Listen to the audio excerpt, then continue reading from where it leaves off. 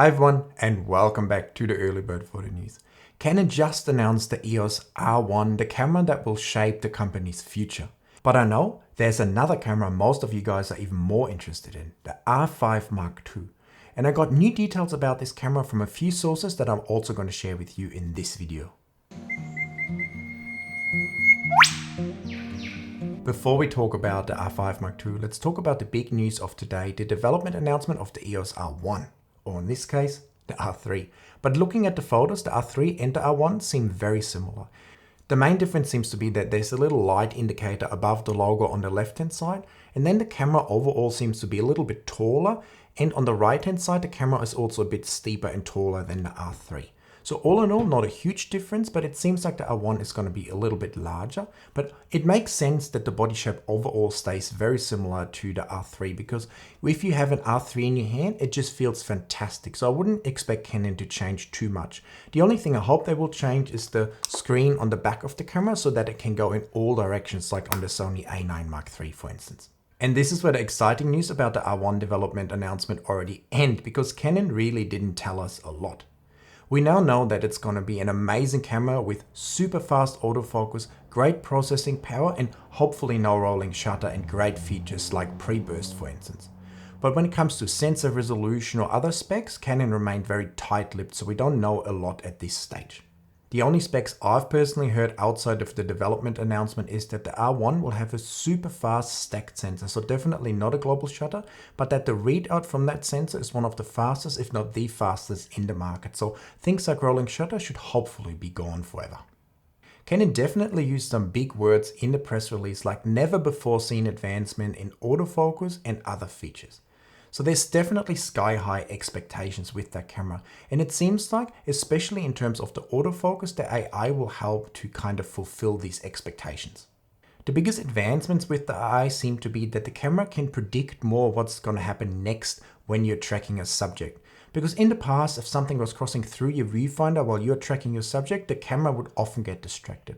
And now it seems like with the new AI capabilities, the R1 will be able to stay on your subject, or it can also predict what the subject will do next and help the autofocus to stay on your subject rather than jumping off it. It seems like the camera will also have some great features like the so-called action priority, where it seems like that the camera can recognize that a certain person in like a sporting event, for instance, is doing the action and then sticking with that subject. At least that's what I'm reading here.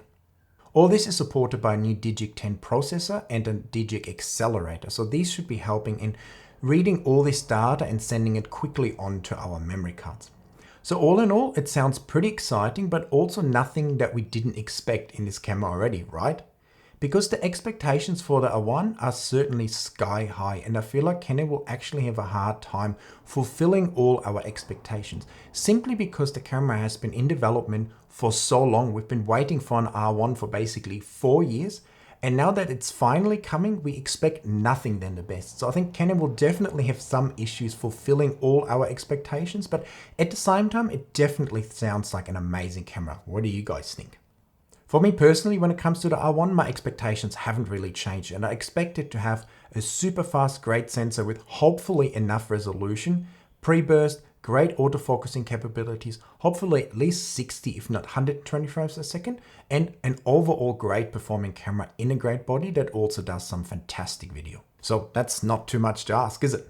Since I knew that the R1 would be announced today and that everyone would be talking about it, I tried to squeeze my sources a little bit harder to find out some information that no one else would be sharing with you today, as I've done in the past many times on this channel when I broke some news about the R6 Mark II, for instance, or the 200 to 800mm lenses. And I was lucky that some of my sources were actually willing to share a little bit more information about the R5 Mark II.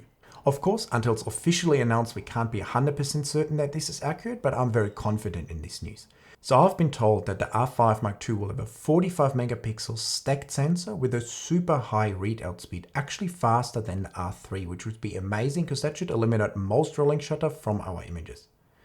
Then we're going to have an exciting feature that most of us want, is pre-burst, even though I hope it's better implemented than in the R6 Mark II, for instance, where it creates a separate file. So hopefully we have a pre-burst feature in the R5 Mark II that will actually write the RAWs directly to our card. But having that included is already a big step in the right direction. When it comes to the shooting speed, I'm expecting 30 frames per second, and that you can also select in the menu how many frames per second you want to shoot at. On top of that, it seems like that we will be getting a mechanical and an electronic shutter and a new great overheating solution that will stop the camera from overheating, especially in video mode, which is very welcome as well. When it comes to the design, it seems like that the camera will implement some of the body features from the R6 Mark II, but overall stay very similar to the current R5 shape. Now that definitely sounds like an exciting camera, doesn't it? I have a few more details, but I don't want to share too much today, but I will definitely share more as it trickles in over the next few weeks. And no matter what camera you will be using in the future, it's important that you learn image editing, and I would love to help you get more confident and become a professional when it comes to image editing with my masterclass, my PROSETS and my brush pack. So if you want to get amazing results from your own RAW files, make sure to check these out down there in the description. When you guys hear these specs about the R5 Mark II, do you even feel like you need an R1? It certainly feels like that the R5 Mark II for the large majority of people is the camera to have when it comes out. Would you agree? Is there anything in the camera that you feel like is lacking or that you definitely want to see that I haven't mentioned yet? The biggest question for me is actually, where does all this leave the R3, and will I be able to get more than $500 for this camera soon? Because it certainly seems like that the R5 Mark II and especially the R1 will completely outperform the R3 in most, if not any aspects, with higher frame rates, faster sensor readout speeds, and overall much better autofocusing performance as well. So personally, I'm not too disappointed about it because the R3 is very good for filming and that's what I use it mostly for. But for stills, it seems like it will be quickly overtaken by the R5 Mark II and the R1. So the big question now is, when will the R5 Mark II and the R1 be officially announced, and when will these cameras be available for pre-order and final delivery? And if you guys want to support the channel and order your cameras through my B&H pre-order links down there in the description, it will help the channel at no extra cost to you. So there has been a little bit of talk that the Canon R5 Mark II might be announced next week on May 21. But from what I've heard over the last few days, it seems like it's more likely that we hear more about the R5 Mark II and the R1 a little bit later in sort of June or even July. Now, I don't have any specific details on the release date. It could still be next week for the R5 Mark II, but it seems like it might drag on a little bit longer, which is a little bit disappointing also for me because I'm going to go on a big trip in July and I'm really hoping that by then I will have the R5 Mark II in my hands. But for now, we'll just have to wait and see. But it seems like it will happen anytime between next week, sort of May 21, and then early July. So that's been a lot of news to take in about the R5 Mark II and the R1 already. So I'm going to share other news that I have, like a potential Canon subscription model that is coming, in my next video. So if you guys enjoyed this video, make sure to let me know all your thoughts in the comments about the R1 and the R5 Mark II. Are you going to buy one of these cameras? Is that on your list of things to buy, or are you going to skip completely over them? Let me know, give me a thumbs up for the video, check out my channel membership and hit that subscribe button, and I will see you in another video very soon. Bye!